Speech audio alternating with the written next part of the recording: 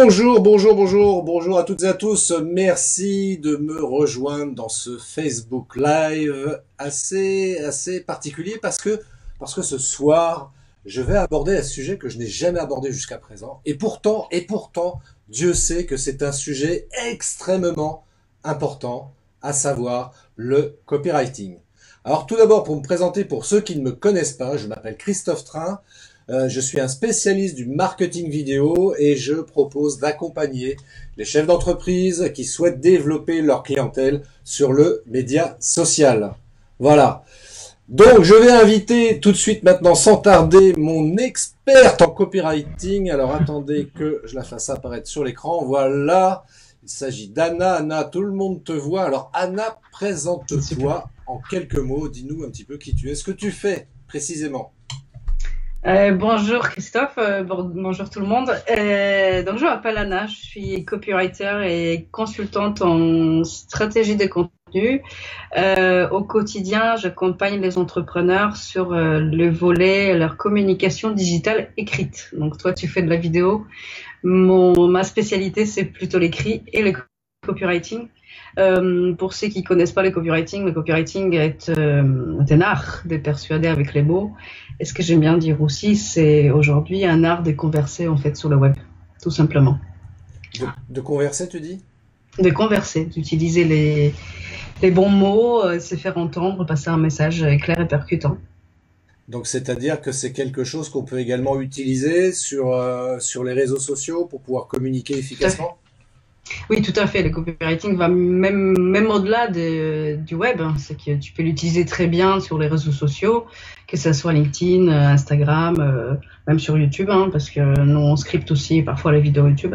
Tu peux t'en servir aussi dans ta vie de tous les jours. Hein. Par exemple, pour écrire à ton banquier, pour avoir, comment dire, de choisir les bons mots et passer un bon message. Donc c'est intéressant parce que même dans la vie privée, on peut faire appel Tout à fait. à quelqu'un comme toi pour pouvoir rédiger une lettre correctement, qui soit efficace et bien perçue. Oui, tout à fait, tout à fait. Donc pour résumer, donc si je comprends bien, donc un copywriter, donc c'est quelqu'un qui a l'art de savoir persuader avec les mots, donc en mode Oui. texte purement et simplement. Mm. Et principalement, alors du coup tes clients c'est qui? Alors c'est des entreprises, des particuliers, les deux? Alors moi, je travaille avant tout avec les entrepreneurs individuels et les PME ou bien les startups. Donc je vise plutôt les entreprises de petite taille par choix. En fait, en tant que freelance, on a un peu le choix de pouvoir choisir avec qui on travaille. Moi, je choisis cette catégorie-là des clients.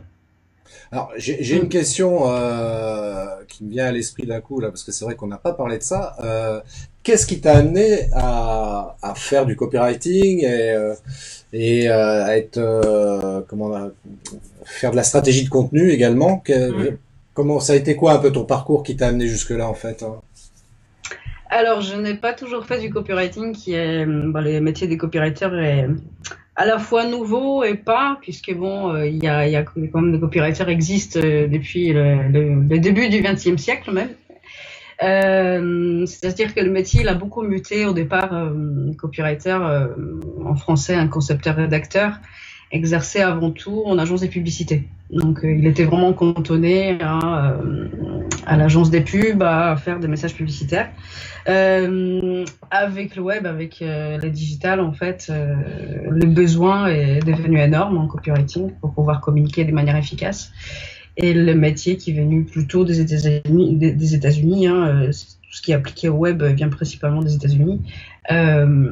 C'est grandement développé. Donc moi, je m'intéresse au web marketing depuis plusieurs années. Dans ma précédente vie, j'étais responsable RH pendant plusieurs années. J'étais cadre. Après des études de droit, donc parcours finalement assez classique. Et puis à un moment donné, j'avais envie d'entreprendre, de faire quelque chose à mon compte. Et c'est là où j'ai décidé de m'annoncer en freelance. Je me suis formée en technique de copywriting. Et voilà, je me suis lancée. Ça fait combien de temps que tu t'es lancé en tant que freelance? Ça fait un peu plus d'un an. Un peu plus d'un an. Mm. Et alors j'imagine qu'avec la technique que tu as pour trouver des clients, ça doit pas être trop difficile. Alors, ben voilà, il faut bien que je donne l'exemple. Oui, la particularité, c'est que j'ai pris le pari en fait de ne jamais prospecter directement. Donc, je fonctionne uniquement par les marketing de contenu, c'est-à-dire que je crée du contenu qui participe à la construction d'une marque personnelle, et puis ensuite, ce contenu-là agit un peu comme un amant à client, donc ce sont eux qui viennent me voir. Alors justement pour ceux qui nous regardent, qui savent pas trop ce que c'est le marketing de contenu, parce que des fois c'est voilà, on utilise un vocabulaire que des gens n'ont pas forcément l'habitude d'entendre. Marketing de contenu. Alors rappelle-nous, je te laisse quand même la parole, c'est quand même toi l'expert sur le sujet, si je puis dire, mais là précisément, alors le marketing de contenu, c'est-à-dire que sur le web, on va créer du contenu, comme son nom l'indique, donc du texte en l'occurrence en ce qui te concerne. Pour moi, ça va être plutôt de la vidéo par exemple. Et donc les entreprises te contactent et te disent voilà, moi j'aimerais bien voilà, avoir un contenu qui soit intéressant, qui soit riche, pour différentes raisons en plus. Parce que ça, Oui. c'est pas simplement aussi que pour persuader et attirer le prospect, j'imagine, hein. Alors, le marketing des contenus, ça consiste à produire sur divers supports, sur des sites internet, sur des blogs, sur les réseaux sociaux, des articles, des posts qui consistent à donner de la valeur en fait aux prospects ou à ceux qui te suivent. Donner de la valeur, c'est quoi? C'est de donner en fait des solutions, de début des solutions aux problématiques qui se posent tes prospects, en fait. Les aider à avancer dans leur business, tout simplement. Donc toi, tu es vraiment axé que sur le web, tu t'occupes pas de faire d'écrire du contenu texte pour de la publicité papier, par exemple, ou pour des choses comme ça. Non, moi, je suis vraiment concentrée sur le web, ouais.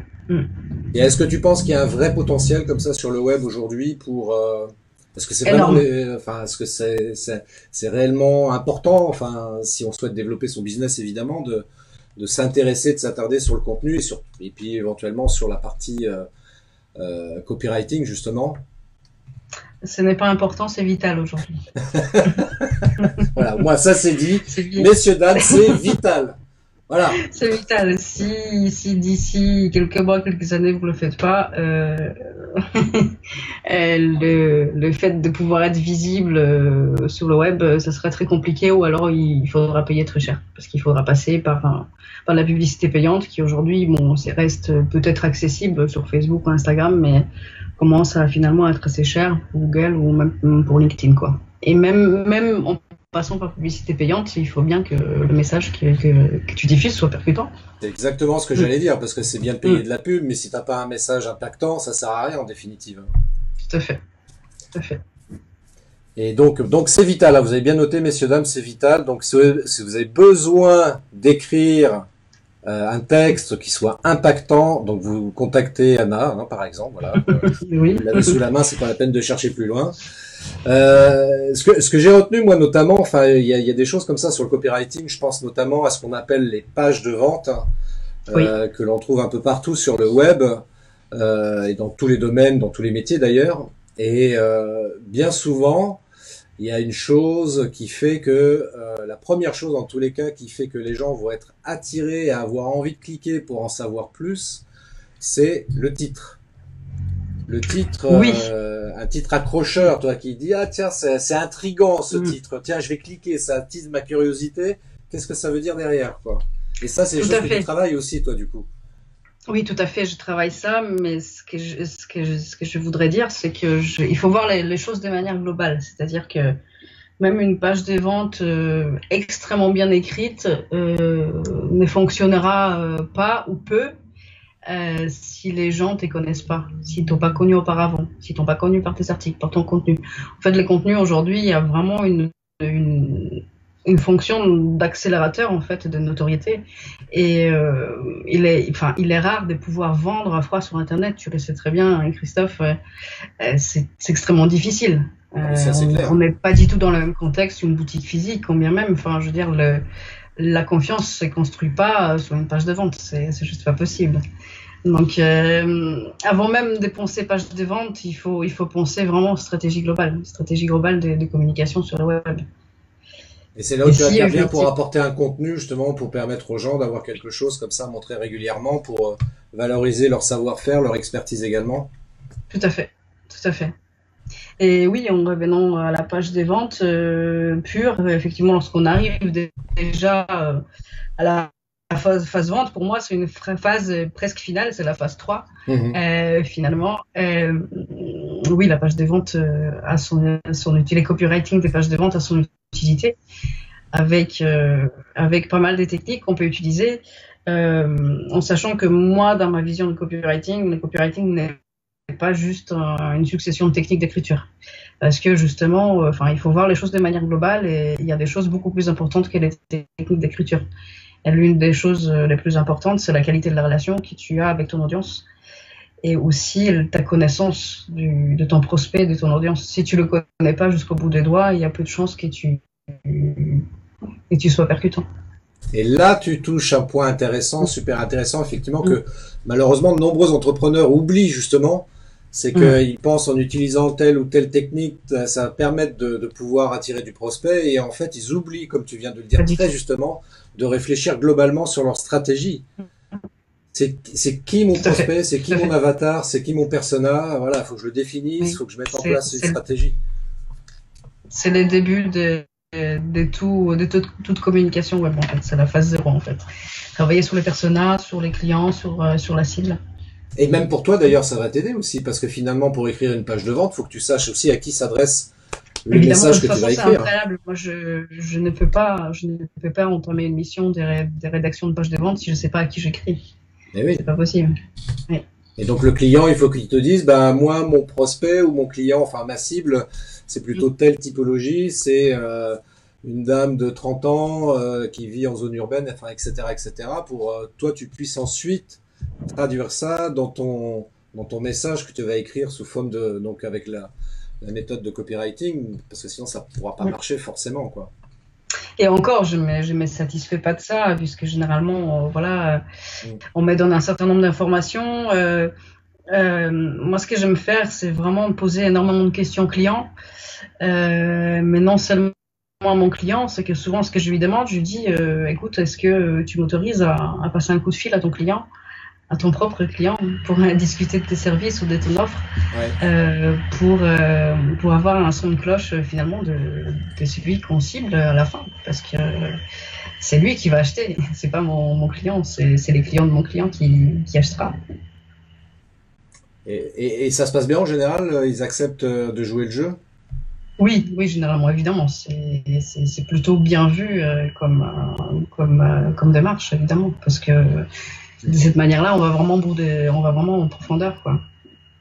Et c'est des, comment dirais-je, au niveau des prestations globalement, c'est des prestations qui sont ponctuelles sur un instant T, ou c'est des choses qui peuvent durer dans le temps par rapport à ce que toi tu peux proposer à ce niveau-là au niveau du copywriting.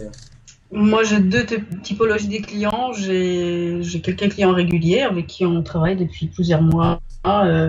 On fait des choses de manière régulière, par exemple les newsletters qui reviennent toutes les semaines, tous les mois, les articles, pareil, les articles des blogs, ou de manière plus globale, leur stratégie de communication pour faire les suivis. Ou bien, je peux avoir très bien de demandes ponctuelles, par exemple, rédiger la page d'accueil d'un site internet ou la page à propos. Souvent, c'est des demandes qui reviennent très souvent. Ce que tu dis, ouais, c'est vrai que c'est intéressant aussi. C'est vrai qu'on a tendance à, quand on parle de copywriting, on a tendance à penser à page de vente. Mais il n'y a pas que ça, effectivement. Il y a toute la partie aussi Non, newsletter aussi qui est super importante, hein. Est-ce que t'as beaucoup de clients qui utilisent aujourd'hui l'email pour envoyer justement des newsletters, hein? oui, pas mal, pas mal. S'ils le font pas, je les incite fortement à le faire. Donc ils finissent par le faire. Oui, l'email aujourd'hui est un canal le plus efficace de communication, le plus efficient. On est bien On d'accord. peut, ouais, on pourrait se dire que finalement en 2019, c'est un peu ringard, hein, l'email, hein, que ça fait un peu les années 2000 en communication écrite, mais au contraire, ça reste un canal le canal le plus efficace en termes de communication. Oui, et puis c'est vrai qu'on a tendance à oublier une chose parce que c'est vrai qu'on parle notamment de tout ce qui est bot au niveau des réseaux sociaux. Je pense à Facebook par exemple. Voilà, on peut mettre en place un bot qui va gérer toute la messagerie, etc.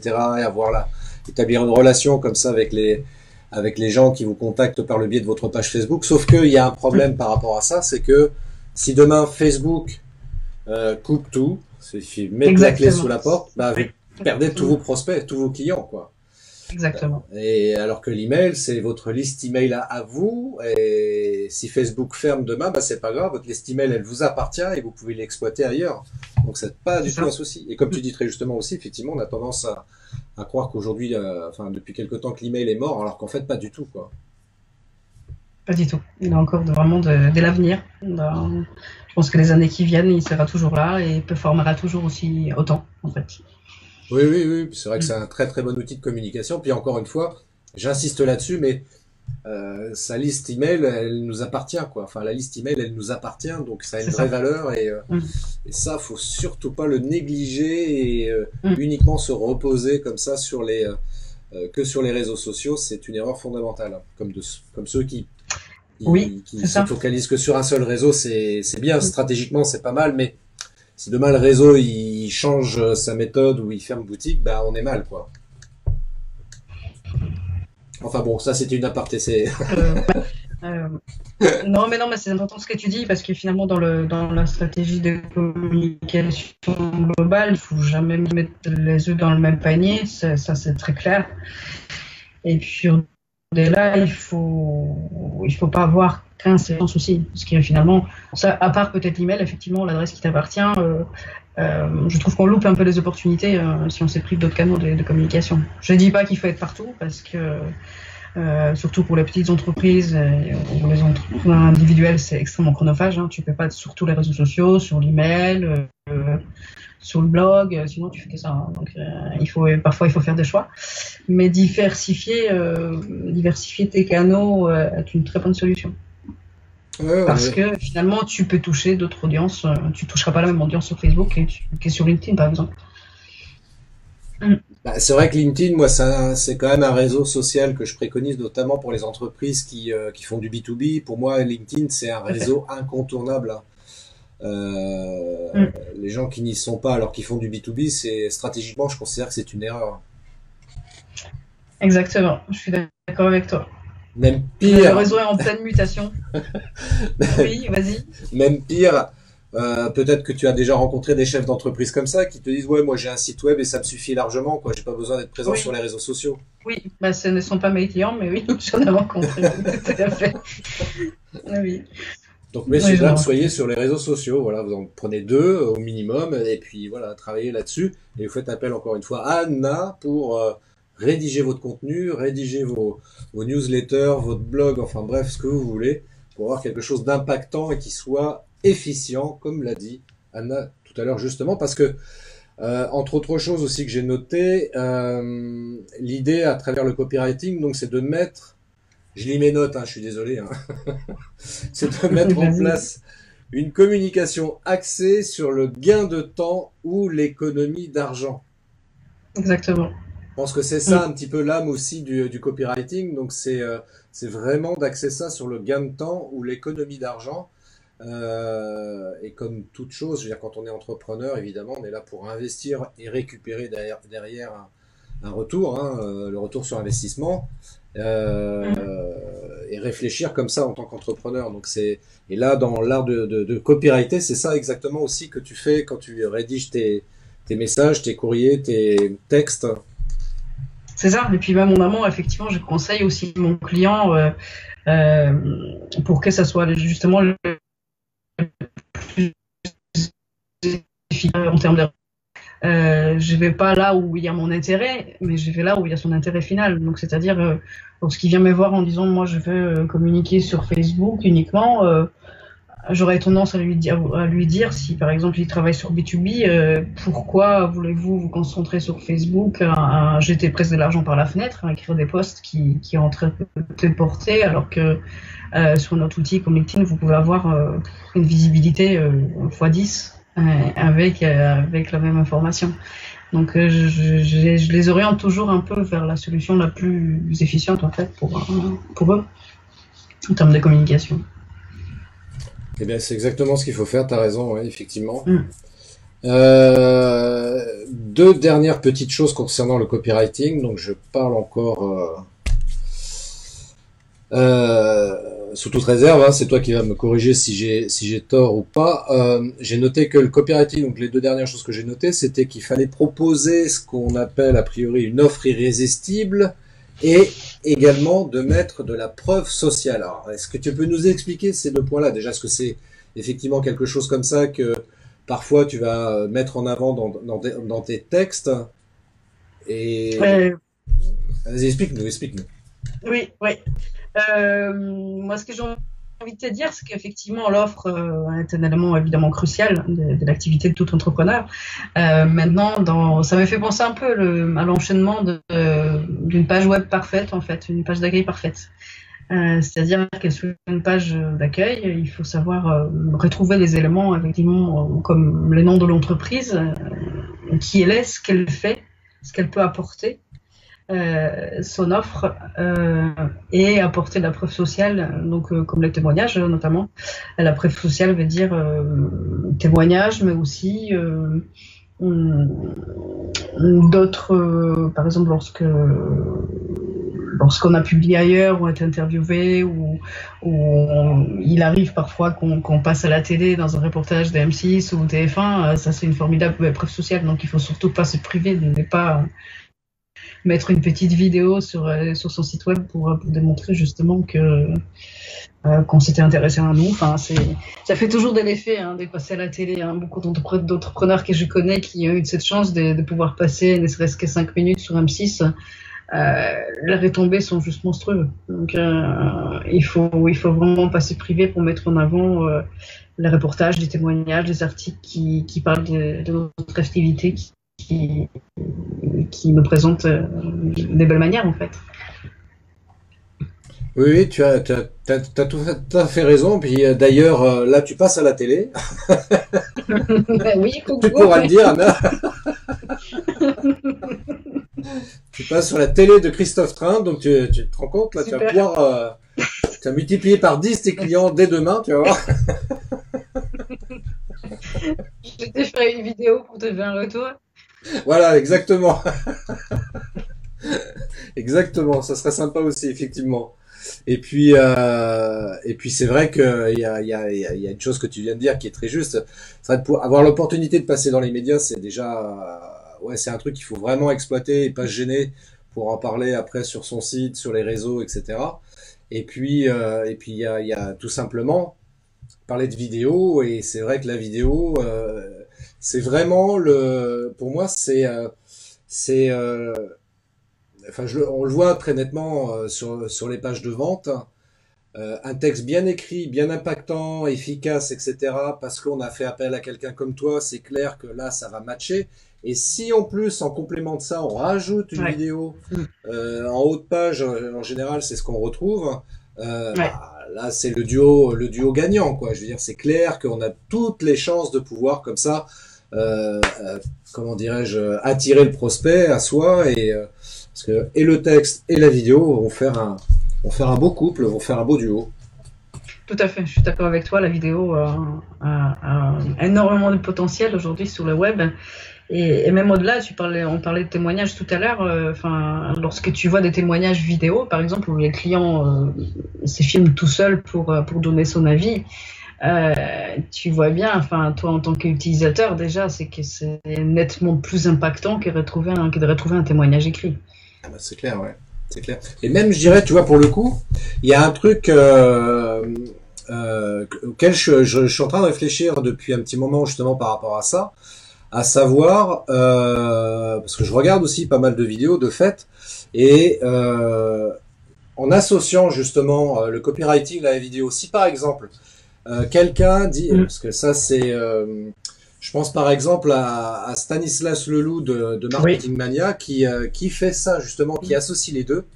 Et on le voit, excellent copywriter. il est excellent copywriter, Ouais, exactement. ouais. Mm. Et toutes ses interventions vidéo, elles sont calibrées au millimètre, hein.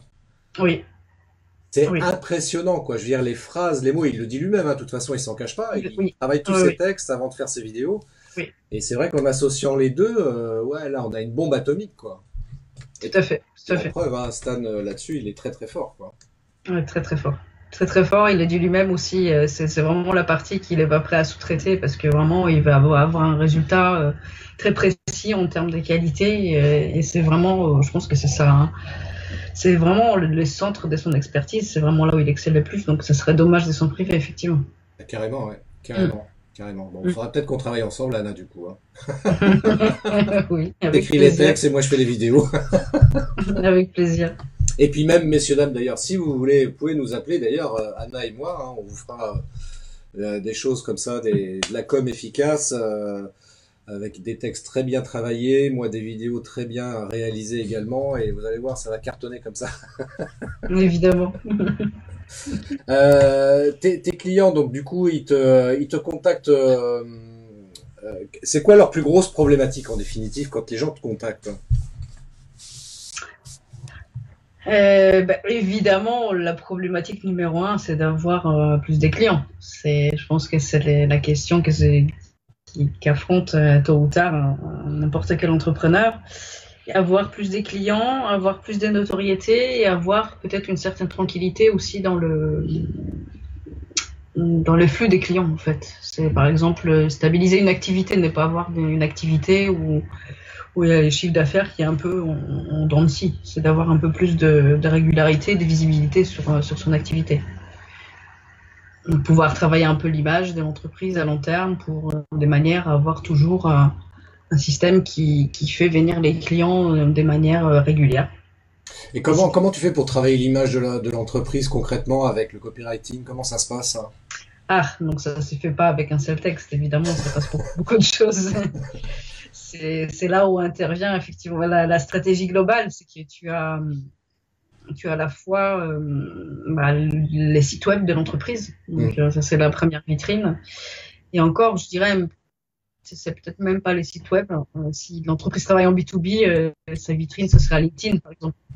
Donc, tout partira de LinkedIn, par exemple, qui sera les canaux principaux, avec non seulement le profil de la personne, le profil de l'entreprise, mais surtout les contenus, l'activité de celui qui porte les visages, les visages de l'entreprise. Aujourd'hui, la puissance des réseaux, c'est ça, c'est que c'est pas l'entreprise en tant que telle, ni sa page entreprise, mais la personne qui la représente. Mmh. C'est ça que c'est vraiment à ça que les utilisateurs s'attachent vraiment aujourd'hui.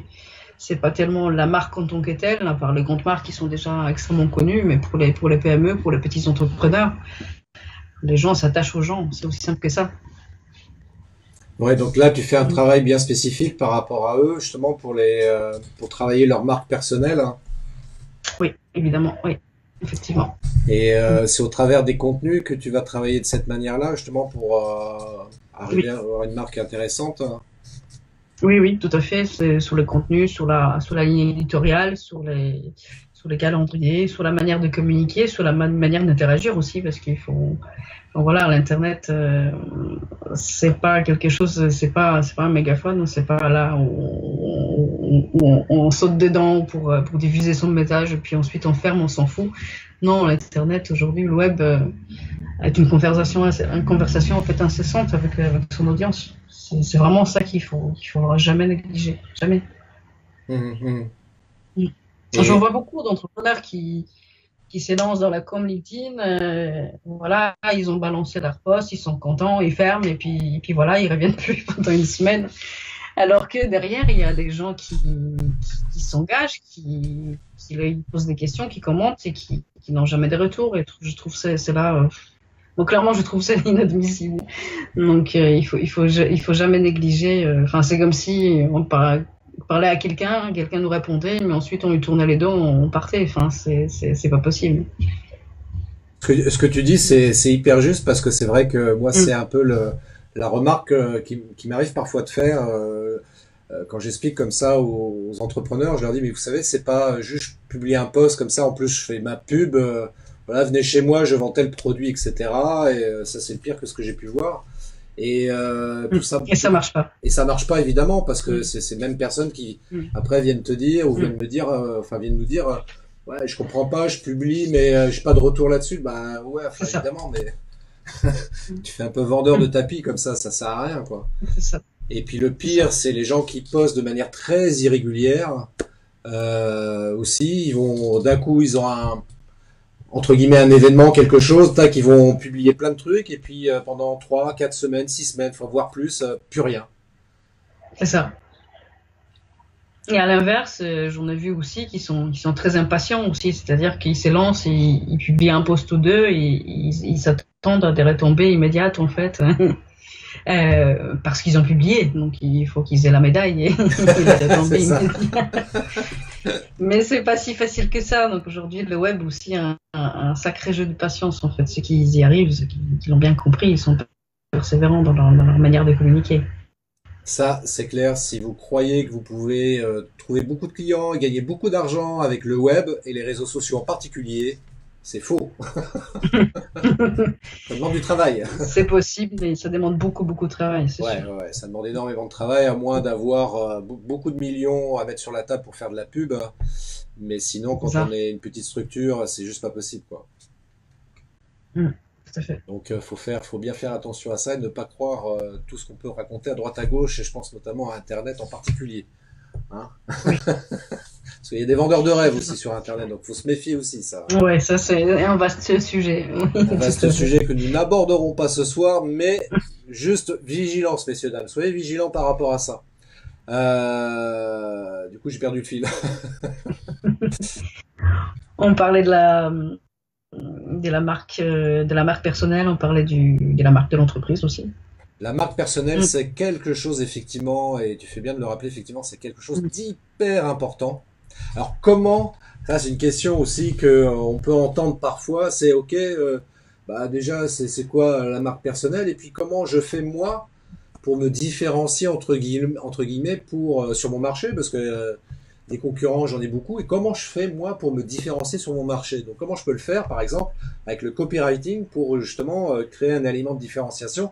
Je reviens juste pour reprendre cet exemple-là qu'on a cité tout à l'heure, Stanislas Leloup qui lui clairement voilà Mm. il est sur le marketing et il a un élément de différenciation très clair, très net, très clivant même. Mais pour le commun des mortels, l'entrepreneur lambda, comment lui va arriver à se différencier? Est-ce que tu suggères des choses? Est-ce que tu donnes des conseils en amont Oui, et puis après au niveau de l'écriture? oui, évidemment, évidemment. Donc la marque personnelle, c'est le fait de se faire connaître dans l'environnement du web, d'acquérir une certaine notoriété et avoir de l'autorité. C'est ça, en résumé très rapide, la marque personnelle. Euh, Ce que j'ai envie de dire à tous les entrepreneurs, c'est que il faut absolument partir de soi. C'est-à-dire, c'est bien de regarder ce qu'ils font les autres, c'est bien de vouloir imiter ou piquer les idées, et pourquoi pas, je veux dire, on peut toujours s'inspirer les uns des autres, mais si on prend la stratégie de quelqu'un, on la calque pour faire la même chose, généralement ça fonctionnera pas. C'est Donc il clair. faut vraiment partir de ce qu'on est, de ses envies, pour pouvoir communiquer de manière pour que le message soit entendu en fait. Les gens, les utilisateurs n'attendent pas des clones, ils attendent des gens normaux comme toi et moi, et ils ont envie de connaître au-delà d'une marque, d'une entreprise, ils ont envie de connaître les personnes qui travaillent dedans, qui portent le projet. Ils ont envie de connaître leur personnalité en fait. Donc ça consiste à mettre en avant aussi ta personnalité sur le web. Donc ça a un côté un peu effrayant pour certains parce que voilà, forcément Faut, faut il faut se s'exposer. mettre en avant, Ouais, c'est ça, il faut s'exposer. Donc ouais. c'est pas évident. Donc effectivement le premier pas c'est d'oser, c'est sûr. Ah, ça c'est Oser clair parce que tu vois s'exposer. là, par exemple moi quand je dis aux gens bah faites des lives, faites des vidéos, même dans vos stories sur Facebook, sur Instagram, faites des stories en vous filmant etc. Et j'ai vu il y a des gens pour lesquels c'est un exercice très compliqué quoi de se filmer comme ça Oui. avec son portable et ouais ouais c'est pas quelque chose de naturel pour tout le monde et surtout de facile quoi donc je comprends et même là en copywriting j'imagine que c'est pas évident non plus pour les gens de se dévoiler un petit peu quoi de raconter un peu des choses entre guillemets privées même si on raconte pas tout évidemment mais le simple fait de s'exposer un tout petit peu ça peut faire peur effectivement ouais. Ça fait peur, et puis par rapport à ce que tu dis, par rapport aux vidéos, oui, on n'est pas tous faits pour faire de la vidéo, ce qui est normal, chacun est différent. on a tous nos aptitudes, nos capacités et puis nos envies. Hein. Moi personnellement, par exemple, je communique pas par vidéo parce que actuellement j'en ai pas envie. Ça viendra peut-être. Je mets en avant tout mon écriture, mais bon, qui sait, hein, peut-être d'ici quelques mois j'aurai évolué là-dessus. Donc voilà, si quelqu'un n'aime pas faire la vidéo, il peut très bien se mettre à l'écriture. Oui, oui, tout à fait. J'ai pas mal de questions d'entrepreneurs débutants souvent qui me disent non mais oui mais moi tu sais j'ose pas publier sur LinkedIn parce que si c'est nul mon image elle va être ternie, on n'oubliera jamais. Ben, en fait non, les pires des scénarios c'est juste que ça passera inaperçu en fait, c'est tout ce que ça fera. À part de dire vraiment des énormités ou d'insulter les gens, on n'aura pas à subir des conséquences négatives parce qu'on a osé publier quelque chose. Oui, exactement. Puis moi, c'est le conseil que je donne après là-dessus. Je veux dire, faire une publication de texte, je dis, faut oser. Si ça marche pas, c'est pas grave. Il faut tester les choses. Toujours. Et puis en plus, comme on a des outils statistiques aujourd'hui qui nous permettent de mesurer concrètement quelles sont les publications qui marchent le mieux, ben voilà, on regarde les stats, on se dit ok, tiens, il y a cette publication qui a cartonné, il a généré énormément d'engagement, que ce soit en like ou en commentaire. Bah, je vais peut-être reproduire un peu la même chose les fois d'après, et c'est parce que je vois qu'a priori c'est ce que les gens aiment bien dans mes publications, donc voilà. Oui, ce que tu dis c'est très intéressant. Oui, effectivement aujourd'hui on a énormément d'outils pour pouvoir en tirer des indicateurs. Après, ce que j'ai envie de dire aussi, il faut pas non plus s'arrêter à ça. Un indicateur reste un indicateur. Donc absolument. Il faut sortir aussi parfois la tête de son écran et aller parler aux gens et leur demander tout simplement t'en as pensé quoi de ma dernière publication, aller voir les prospects, aller se confronter un peu au monde réel pour pouvoir un peu avoir un retour en fait qui souvent est très riche en fait lorsqu'on questionne des gens tête à tête. Mais t'as carrément raison, et tu sais, moi je vais te dire, c'est quelque chose que je fais parfois, tu vois. Ça m'est arrivé comme ça à de nombreuses reprises de poser la question comme ça à des gens, tiens, t'as vu ce que j'ai publié, t'as vu mon live, t'as vu ma vidéo, machin, qu'est-ce que t'en penses, etc. Et bon, heureusement les gens sont relativement bienveillants, mais non, moi ce qui m'intéresse surtout, c'est pas qu'ils viennent me dire ouais c'était top, bon c'est gentil, ça me fait plaisir et c'est très bien. Moi ce qui m'intéresse surtout, c'est et c'est déjà arrivé, hein, qu'il y ait des gens qui me disent ouais c'était pas mal, mais là tu vois voilà, il y a peut-être des choses à améliorer, etc. Et c'est ça qui m'intéresse particulièrement. Et effectivement, comme tu le dis, c'est en allant carrément se confronter dans la vie réelle aux gens et en leur posant clairement la question. Voilà, enfin moi j'ai jamais eu de personne qui m'ait dit ouais c'est nul, c'est à chier, enfin tu vois, non au contraire, les gens sont relativement sympas quand même, oui. Quoi.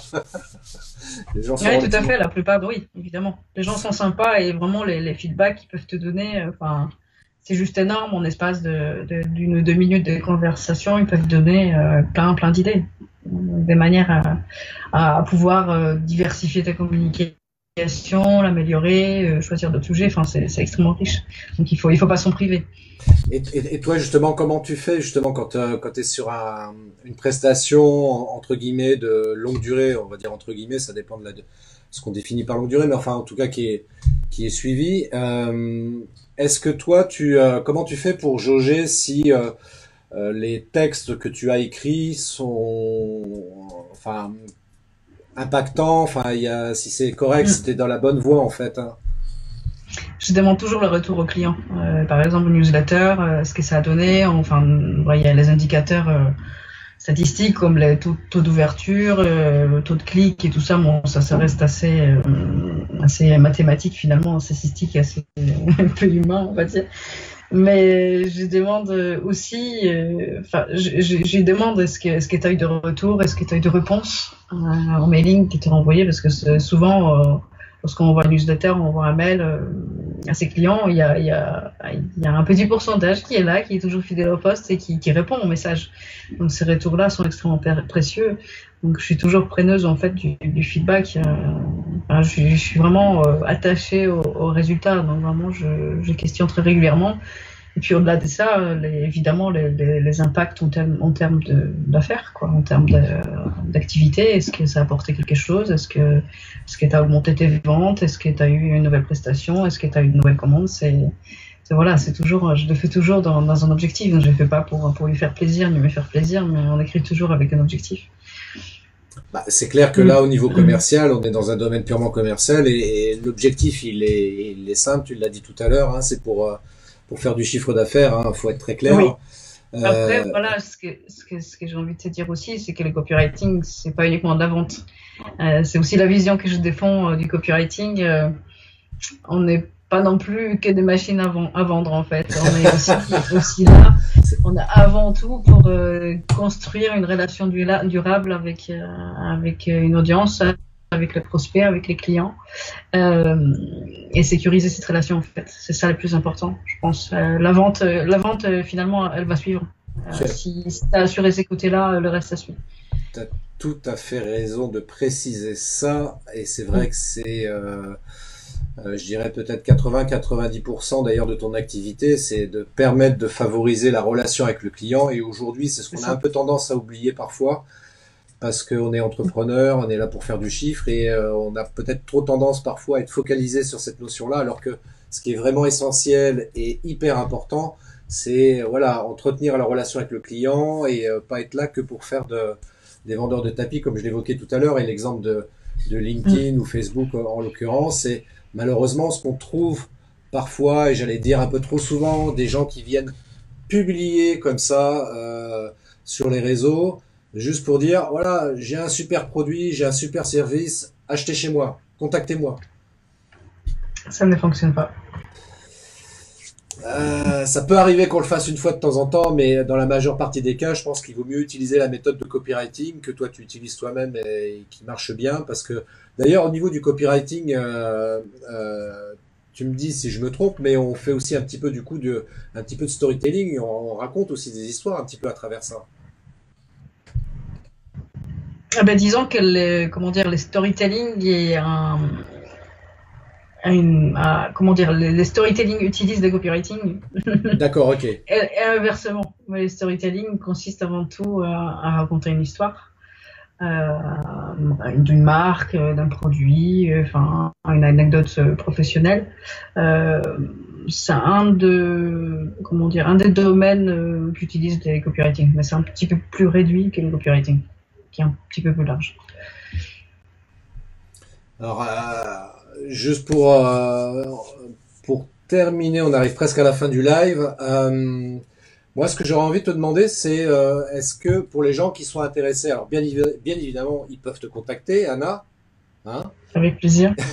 Il y a le lien quelque part au-dessus ou en dessous de cette vidéo. Vous pouvez contacter Anna, qui se fera un plaisir de vous renseigner. Voilà, si vous voulez avoir des informations sur le copywriting d'une part, mais aussi d'autre part, si vous souhaitez améliorer votre contenu texte sur vos publications digitales sur le web plus simplement. Et puis éventuellement si voilà si on veut acheter un bouquin, est-ce que toi tu conseillerais un livre en particulier sur le copywriting est-ce qu'il y a un bouquin en particulier qui peut être intéressant pour les gens qui veulent se documenter de manière entre guillemets théorique? Alors, il y a beaucoup de livres qui sont en anglais. Euh, Et oui, les les anglophones sont Anglais plus sont, riches que enfin nous les là-dessus. Américains, les anglophones sont nettement plus avancés en copywriting. Hmm. Cela dit, en français, ce que j'ai envie de vous dire, oui, les livres de Selma Paipa. Donc, l'Internet est une table pour deux, que j'aime beaucoup. J'aime beaucoup son approche du copywriting. Euh, Ça, c'est pour les livres en français. Moi, je pense que c'est. J'en ai pas d'autres en tête. Enfin, je lis principalement de la littérature anglophone. Ouais. Ah oui, oui, ce que tu Mm. dis, c'est juste la petite parenthèse. C'est vrai que malheureusement, nous, en France, on est très, je vais exagérer peut-être un petit peu, mais pas tant que ça. On est un petit peu en retard quand même, hein.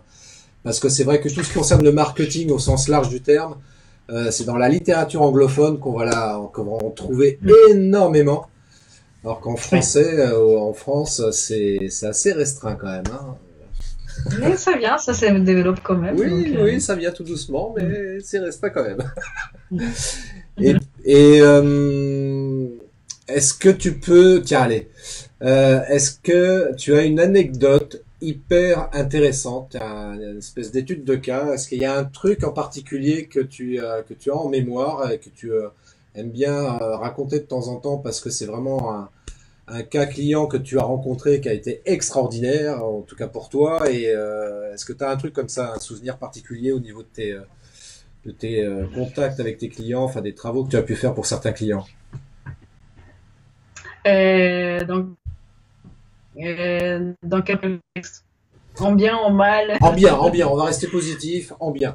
En bien, oui. Non, mais en mal, de toute façon, j'en ai pas beaucoup à raconter. Enfin, généralement, on parle des clients avec qui je travaille. Bon, j'ai rien à dire, ils sont adorables. Euh, une anecdote. Ouais, c'était ça ta surprise.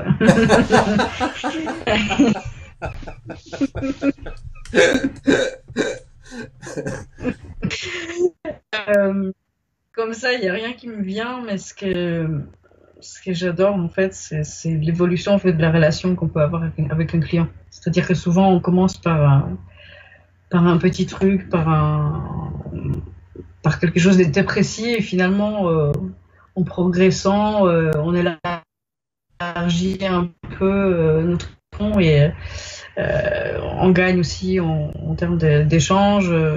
C'est vraiment ça, c'est ça que j'aime beaucoup dans le métier de freelance, c'est la relation client, c'est comment évolue en fait, comment on part de la base et puis ensuite on l'enrichit au fil du temps. Euh, voilà. Cool, cool. Donc pour terminer, donc cette fois pour de bon, est-ce que comment on peut te contacter? Est-ce que tu as un site web aussi par ailleurs? Oui, bien sûr, j'ai un site web qui s'appelle Contenu Captivant, donc contenu-captivant.com. D'accord, ok. Et vous pouvez facilement Contenu-captivant.com. Et là, on c'est peut te ça. retrouver sur le web et puis sinon sur LinkedIn aussi également. Sur ton nom, Anna Grochosinska. On peut te retrouver donc sur LinkedIn. Donc si vous souhaitez Oui, voilà, travailler avec Anna, n'hésitez surtout pas. Anna, en tous les cas, je te remercie infiniment pour cet entretien. Ça a été super intéressant. merci à toi. Et j'espère que vous en avez appris un petit peu plus sur le copywriting. Et si vous n'utilisez pas cet outil-là pour développer votre clientèle, bah, je pense que ça serait intéressant que vous preniez le temps de vous attarder là-dessus et encore une fois de contacter Anna pour avoir plus d'infos sur le sujet et voir comment éventuellement vous pouvez travailler avec elle pour améliorer vos Avec contenus de plaisir. texte. Hein. Et puis, bah voilà, Avec sinon plaisir. après sur la vidéo, bah, vous contactez moi, il n'y a pas de problème. Je suis aussi à votre disposition, Christophe Train, christophetrain.fr. Vous retrouvez également toutes les informations sur mon site web. Et puis, bah, je vous dis à très bientôt pour un nouveau live. À très bientôt, Anna. À bientôt. Merci à toi. Merci à vous. Bonne soirée à tout le monde. Très belle soirée à toutes et à tous. Une belle semaine également. Prenez soin de vous. Bye bye. Ciao.